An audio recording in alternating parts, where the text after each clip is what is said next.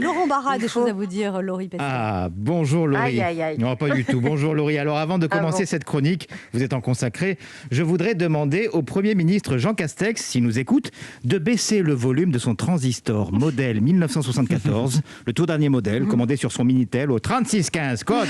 On peut toujours se faire plaisir, même si les commerçants sont fermés. Voilà. Car je vais parler d'un produit non essentiel pour lui, mais d'utilité publique pour nous tous. Laurie, je vais parler de votre livre. Livre au titre prometteur, c'est pas si compliqué. Mes astuces pour positiver le quotidien. Et vous tombez tellement bien, on en a besoin. Alors je ne vous cache pas que je suis particulièrement heureux de m'adresser à vous aujourd'hui. Déjà parce qu'on est de la même génération, hein. On aurait pu être potes de lycée. Et puis, vous ne me connaissez pas, mais vous et moi, on a un point en commun, ce petit côté solaire, souriant. Qu'est-ce qu'il y a Pourquoi ça rigole? Oh là là, ce petit souriant, radieux, apaisant, qui fait que dès qu'on rentre dans une pièce, bim, elle s'illumine. Bon, vous, c'est grâce à votre charisme, votre beauté, et moi, bien évidemment, c'est parce que j'ai appuyé sur l'interrupteur.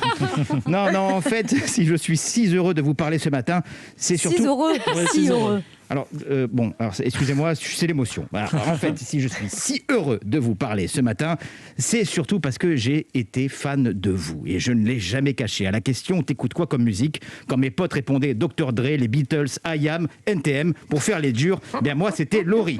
Parce que vous correspondiez à une partie heureuse de ma vie, de nos vies. Cette période où l'on dansait sur un air latino, où l'on avait besoin d'amour en faisant des bisous, des câlins tous les jours, sans masque ni gel hydroalcoolique. Cette insouciance, cette joie que l'on aimerait tellement retrouver. C'est quand même fou de se dire que si aujourd'hui vous chantiez « c'est le week-end, yeah, yeah, yeah », les jeunes vous répondraient « super, on est confinés ».